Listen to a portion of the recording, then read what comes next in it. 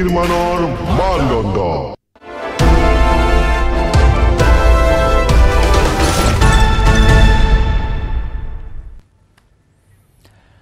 অৱশেষত বনাঞ্চললৈ উভতিল গজৰাজ দুদিনে মহানগৰীৰ কটকীপাৰাত মুক্ত বিচৰণ কৰিছিল বন্য হস্তীটোৱে ইফালে গোৱালপাৰাত বন্য হস্তীয়ে লণ্ডভণ্ড কৰিলে কেইবাটাও বাসগৃহ জনাঞ্চলত বাট হেৰাল গজৰাজৰ খাদ্যৰ সন্ধানত বনাঞ্চলৰ পৰা ওলাই আহি দিশহৰা এটা বন্য হস্তী পূৰ্বৰ দৰে দেৰবাৰে নিশাও মহানগৰীৰ কটকীপাৰাত মুক্ত বিচৰণ কৰি আছিল এইটো বন্য হস্তীয়ে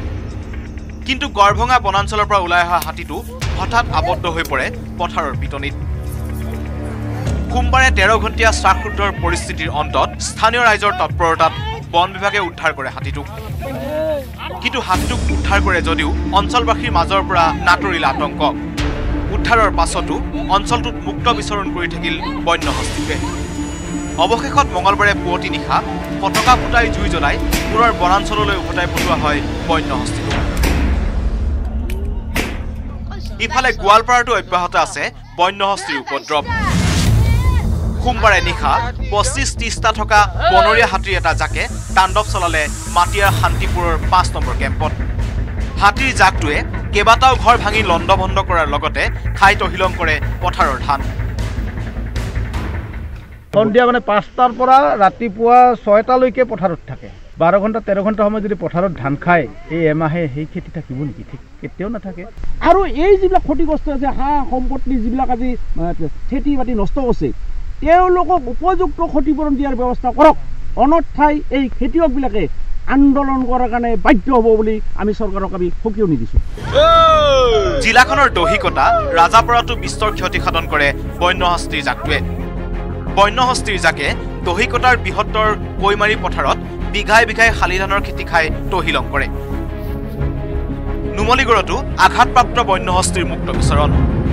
মৰঙী মৌজাত অব্যাহত আছে হাতী মানুহৰ সংঘাত বৃহৎ হাতীৰ জাকটোৰ এটা হাতী আবদ্ধ হৈ পৰিছে অঞ্চলটোত আহত হাতীটোৰ চিকিৎসাৰ প্ৰতি কোনো গুৰুত্ব নাই স্থানীয় বন বিভাগৰ আমাৰ জিলা বন বিষয়াই হওক বা ইয়াৰ অধীনস্থ বকিয়াল খণ্ড বন বিষয়াই কিন্তু এই মুহূৰ্তলৈকে হাতীটোৰ যি চিকিৎসাৰ ব্যৱস্থা গ্ৰহণ কৰিব লাগে এটি মুহূৰ্তলৈকে কিন্তু আমাৰ গ্ৰহণ কৰা আমাৰ পৰিলক্ষিত হোৱা নাই হোজাই নন্দপুৰত মৃত্যুক আঁকোৱালি লয় এটা বন্য হস্তীয়ে বিদ্যুৎস্পৃষ্ট হৈ হাতীটোৰ মৃত্যু হোৱাৰ সন্দেহ বন বিভাগৰ bureau report news 18 Assam north east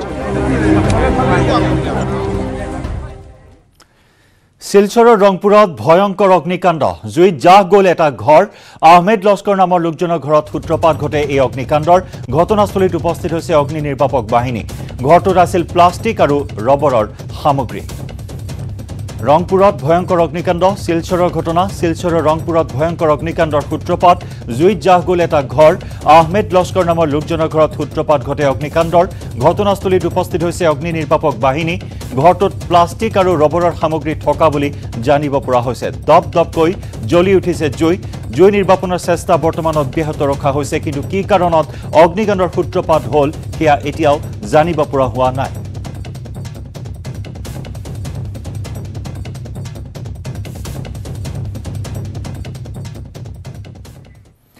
সমাধানৰ পথত অসম মেঘালয়ৰ সীমা বিবাদ 31 ডিচেম্বৰৰ ভিতৰত সমাধান হ'ব বিবদমান 6 স্থানৰ বিবদমান অঞ্চল পৰিদৰ্শনৰ অন্তত সংবাদ মেলযোগে আজি এই কথা ঘোষণা কৰে মেঘালয় আৰু অসমৰ মুখ্যমন্ত্ৰীয়ে শীঘ্ৰে সমাধান হ'ব অসম মেঘালয় সীমা বিবাদ 31 ডিচেম্বৰৰ ভিতৰত সমাধান হ'ব অসম মেঘালয় সীমান্তৰ বিবদমান 6টা স্থানৰ বিবাদ পৰ্যায়ক্ৰমে আলোচনাৰ জৰিয়তে সমাধান কৰা হ'ব সকলো সীমা বিবাদ দুই ৰাজ্যৰ মুখ্যমন্ত্ৰী ডক্টৰ হিমন্ত বিশ্ব শৰ্মা আৰু কনৰাড চাংমাই লাংপিৰ বিবদমান সীমা পৰিদৰ্শনৰ অন্তত গুৱাহাটীত এখন যুটীয়া সংবাদমেল সম্বোধন কৰি জনালে প্ৰথম পৰ্যায়ত অসম মেঘালয় সীমান্তৰ 12টা বিবদমান স্থানৰ ভিতৰত 6টা স্থানৰ বিবাদ মীমাংসা কৰিবলৈ চেষ্টা কৰা হৈছে We have decided a few important milestones today. Out of 12 disputes, we have taken 6 disputes for resolution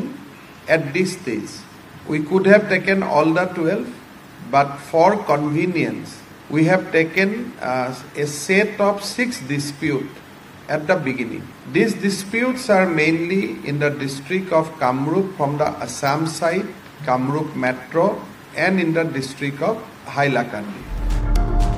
অসমে তিনিখন আঞ্চলিক কমিটি গঠন কৰিছে। এই কমিটি কেইখনে মেঘালয় কমিটিৰ সৈতে যৌথভাৱে বিবদমান সীমা পৰিদৰ্শন কৰি প্ৰতিবেদন দাখিল কৰিব। দুই ৰাজ্যই গঠন কৰা কমিটিসমূহে 30 নৱেম্বৰৰ ভিতৰত নিজ নিজ মুখ্যমন্ত্ৰীক দাখিল কৰিব লাগিব প্ৰতিবেদন আৰু 31 ডিচেম্বৰৰ ভিতৰত কৰা হ'ব 6টা স্থানৰ বিবাদৰ চূড়ান্ত সমাধান। Today, with the consent of Honorable Chief Minister Meghalaya, we have fixed that on 30th November, all the 3 committees will submit their report to their respective Chief Minister. Once the report is in our table, we'll meet again and we'll see that whether we have a meeting of minds or not. If we have a meeting of minds, then we'll go back to our state again. We'll consult the stakeholders once again. Once that process is done, we'll be issuing a final statement on this 6th dispute. And we have fixed tentatively that probably we'll be able to complete this entire process by 31st December. সমাধান নোহোৱা স্থানক লৈও অব্যাহত থাকিব আলোচনা। Out of 6 disputes, in 3 we may have arrived some conclusion. On 3, we may not have some conclusion. So, on the issue of agreement, we'll issue a final statement. And wherever some difference still exists or difference are still there, we'll continue further deliberation on those points. একেখন সংবাদ মেলতে মেঘালয়ৰ মুখ্যমন্ত্ৰীগৰাকীয়ে ক'লে সীমা নিৰ্ধাৰণৰ ক্ষেত্ৰত গাঁওবাসীৰ মতামত লোৱা হ'ব।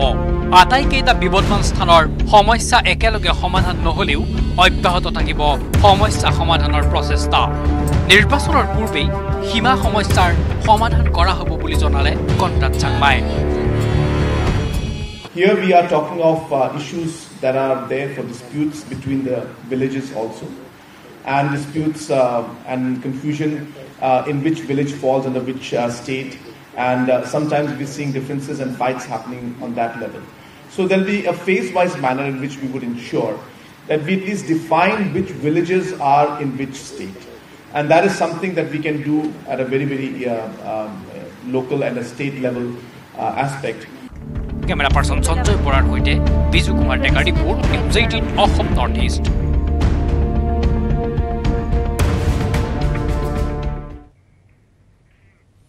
Prime Time 18 loisu aneti banijik biroti.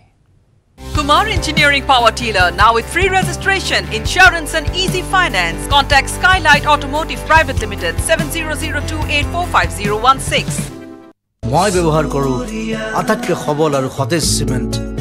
Surya Cement. Surya Cement, অটুট ঘৰ অটুট অসম।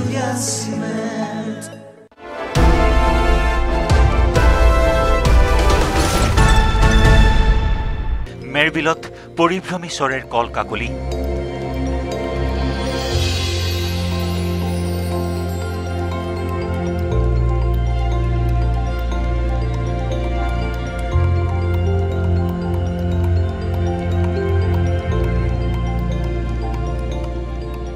পৰিভ্ৰমী চৰাইৰ নান্দনিক পৰিৱেশে এতিয়া পৰ্যটকক হাত বাউল দি মাতিছে।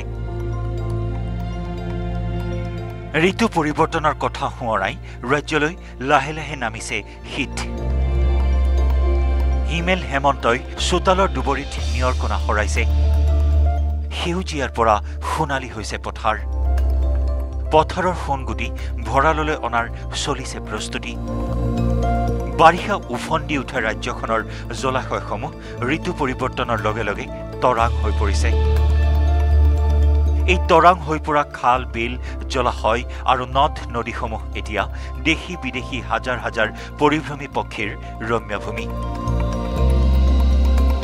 ব্যতিক্ৰম হোৱা নাই নাহৰকটীয়াৰ চাচনি মেৰবিল পৰ্যটন প্ৰকল্প। মেৰবিলৰ বাকৰিত এতিয়া হাজাৰ হাজাৰ মাইল অতিক্ৰম কৰি উপস্থিত হৈছে দেশী বিদেশী অজস্ৰ পৰিভ্ৰমী পক্ষী। পৰিভ্ৰমী পক্ষীৰ এই কলকাকলিত মুখৰিত হৈছে চৌপাশ সৃষ্টি হৈছে এক নান্দনিক পৰিৱেশৰ পশ্চিম Pakistan Laos Burma Vietnam Cambodia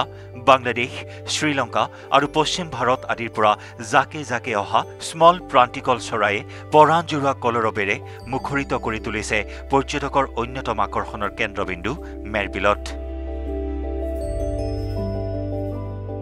হাজাৰ হাজাৰ বিঘা মাটি সামৰি সৃষ্টি হোৱা মেৰবিলত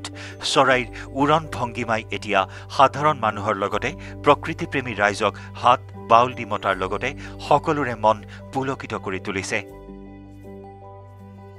এটা বৰ উৎসাহৰ বিষয় যে চহকী জৈৱ বৈচিত্ৰ্যৰে সমৃদ্ধ মেৰবিলৰ বুকুলৈ হাজাৰ হাজাৰ পৰিভ্ৰমী চৰাই আহিছে আপোনালোকে হয়তো মাত শুনিছে ইতিমধ্যে আমাৰ পশ্চিম দিশতো তেনেধৰণৰ হাজাৰ হাজাৰ চৰাইবিলাক এতিয়া পৰি আছে আৰু এই বিলৰ পানীৰ মাজতো অসংখ্য চৰাই বিশেষকৈ পৰিভ্ৰমী চৰাই হিচাপে শৰালিহাৰ পৰা আৰম্ভ কৰি ফেলকেটেক ডাক বা অজানবক বা অন্যান্য ধৰণৰ যিখিনি চৰাই আমি বৰ অভিভূত হওঁ আৰু ইয়ালৈ পৰ্যটকৰ আগমন ইমানেই বৃদ্ধি পাইছে তেওঁলোকে ইয়াত জল দেৱতাৰ মূৰ্তি কাষলৈ আহি সেৱা সৎকাৰ কৰাৰ লগতে এই যিখন অৰণ্যখনতো বিভিন্ন ধৰণৰ চৰাই চিৰিকটিৰ লগতে বাঘ ঘোং বা অন্যান্য ধৰণৰ জীৱ জন্তুৱে সমৃদ্ধ হৈ আছে আৰু বিশেষকৈ মাছ কাছ অজগৰে ভৰপূৰ এই বিলখনত এতিয়া আপোনালোকে চাৰিওফালে যদি অকণমান সময় পৰিভ্ৰমণ কৰে ইমানেই হাজাৰ হাজাৰ চৰাই আৰু গধূলি মানে গোটেই অঞ্চলটোৰ পৰা ইয়ালৈ যিমানবিলাক শালিকীৰ পৰা আৰম্ভ কৰি অন্যান্য ধৰণৰ যিখিনি চৰাই ইয়াত মানে একদম কলা হৈ যায় ঠাচ খাই যায়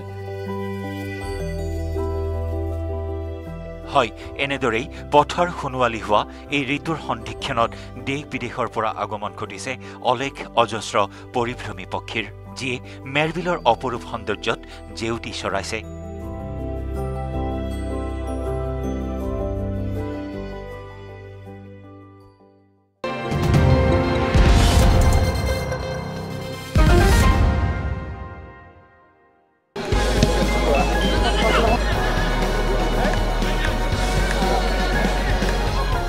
ISL বা কোনো নামি দামী ক্লাবৰ হাই প্ৰফাইল খেলত নহয়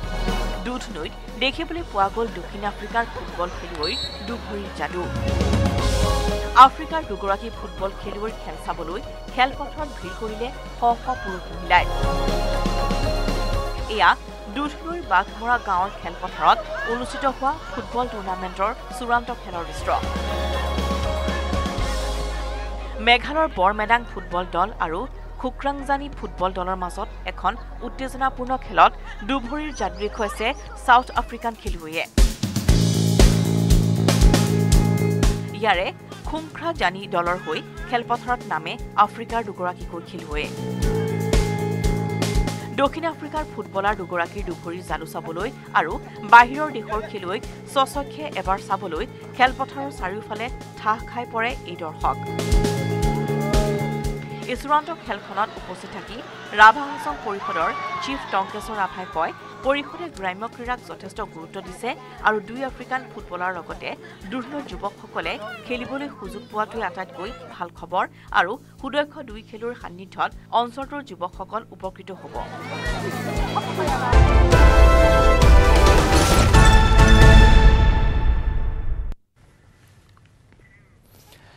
অসমত প্ৰথমবাৰৰ বাবে বন্যহস্তীৰ ডিঙিত সংস্থাপন কৰা হ'ল ৰেডিঅ' কলাৰ ৰঙাপুৰাৰ তাৰাজুলি চাহ বাগিচাত সংস্থাপন কৰা হয় প্ৰথমটো ৰেডিঅ' কলাৰ বিপৰীতে আদাবাৰী চাহ বাগিচাত বন্যহস্তীক ট্ৰেংকুলাইজ কৰাৰ পাছতো লগাব নোৱাৰিলে ৰেডিঅ' কলাৰ বন্যহস্তীৰ উপদ্ৰৱ ৰোধৰ বাবে এই পদক্ষেপ গ্ৰহণ কৰে বন বিভাগ আৰু বিশ্ব বন্যপ্ৰাণী সংস্থাই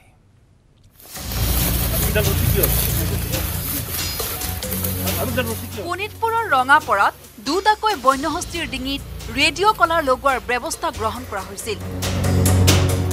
বহু কষ্ট আৰু প্ৰচেষ্টাৰ অন্তত দেওবাৰে বনৰীয়া হাতীৰ ডিঙিত প্ৰথমটো ৰেডিঅ' কলাৰ লগাবলৈ সক্ষম হৈছিল ৰাজ্যৰ বন বিভাগ আৰু বিশ্ব বন্যপ্ৰাণী সংস্থা চমুকৈ WWF কিন্তু দ্বিতীয়টো ৰেডিঅ' কলাৰ লগাবলৈ সক্ষম নহল বন বিভাগ আৰু WWF বনৰীয়া হাতীক চিকিৎসকে ট্ৰেংকুলাইজ কৰাৰ পাছতো ডিঙিত ৰেডিঅ' কলাৰটো সংস্থাপন কৰিব নোৱাৰিলে কাৰণ লাডেন নামধাৰী বন্য হস্তীটোৱে ট্ৰেংকুলাইজ কৰা মাইকী হাতীজনীক সুৰেৰে ঠেলি হাবিৰ মাজত লুকুৱাই দিয়াৰ লগতে ট্ৰেংকুলাইজ কৰা বন্য হস্তীজনীৰ সংগ এৰি নিদিয়াৰ বাবে ৰেডিঅ' কলাৰ লগাব নোৱাৰিলে অসমত পোন প্ৰথমবাৰৰ বাবে বন্য হস্তীৰ ডিঙিত ৰেডিঅ' কলাৰ সংস্থাপনৰ ব্যৱস্থা গ্ৰহণ কৰিছিল বন বিভাগ আৰু WWF-এ ৰঙাপৰাৰ তাৰাজুলি চাহ বাগিচাত প্ৰথমটো ৰেডিঅ' কলাৰ লগাবলৈ সক্ষম হৈছিল কিন্তু আদাবাৰী চাহ বাগিচাত বন্য হস্তীক ট্ৰেংকুলাইজ কৰাৰ পাছতো লগাব নোৱাৰিলে ৰেডিঅ' কলাৰ যেতিয়া হাতীজনী অচেতন হ'ল সি আহি গ'ল আৰু কাকো ওচৰ চাপিব নিদিয়ে আৰু বহুত ব্লেংক ফায়াৰ কৰি মানে বা ফায়াৰ ক্ৰেকাৰ হেৰি কৰিও তাক খেদিব নোৱাৰিলোঁ তাৰ পাছত মানে আমি বহুত চেষ্টা কৰিলোঁ সি হাতীজনীক দাঙি পেলাই খেদি পাছফালৰ পৰা সি কাৰণ প্ৰকাণ্ড হাতী সেইটো 10.5 ফুটীয়া সি সৰু মানে মাইকী হাতীজনীক যাক আমি ৰেডিঅ' কলাৰ লগাবৰ কাৰণে অচেতন কৰিছিলোঁ সি দাঙি লৈ গুচি গ'ল আৰু শেষত গৈ জংঘলত লুকাই দিলে আৰু তাত আমাক যাব নিদিয়ে খেদি আহে জংঘলৰ ভিতৰত তাক দেখা নাপাওঁ হঠাৎ আহি ওলাব ৰঙাপৰাৰ পৰা ধনেশ্বৰ কলিতাৰ report news 18 Assam north east বিশেষ স্বভাৱ আৰু বৈশিষ্ট্য থকা এবিধ চৰাই ৰজা ধনেশ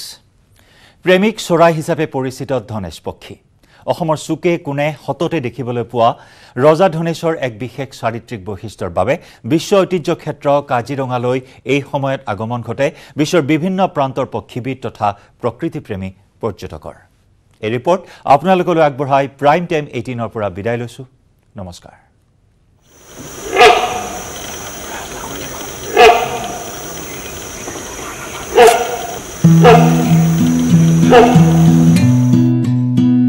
ধনেশ চৰাই ডাঙৰ ঠোঁটৰ সৈতে চালে চকুৰোৱা চৰাইবিধ চাবলৈ কাজিৰঙা ৰাষ্ট্ৰীয় উদ্যানলৈ এতিয়া পৰ্যটক তথা প্ৰকৃতিপ্ৰেমীৰ সোঁত বৈছে কাৰণ ধনেশ চৰাইৰ এয়া প্ৰজনন ঋতু প্ৰজনন ঋতুৰ সময়ত ধনেশ চৰাইৰ সামাজিক কাৰুকাৰ্য তথা পাৰিবাৰিক দায়িত্ববোধ পক্ষীবিদ তথা প্ৰকৃতিপ্ৰেমীৰ বাবে অতি আকৰ্ষণীয় ধনেশ চৰাইৰ নিৰ্দিষ্ট খুৰুঙত কণীৰ সৈতে উমনিত বহে মাইকী ধনেশজনী 90 দিনৰ বাবে একেৰাহে উমনিত বহা ধনেশজনীৰ খাদ্যৰ যোগান ধৰে মতা ধনেশটোৱে Kumar Engineering Power Dealer now with free registration, insurance and easy finance. Contact Skylight Automotive Private Limited 7002845016.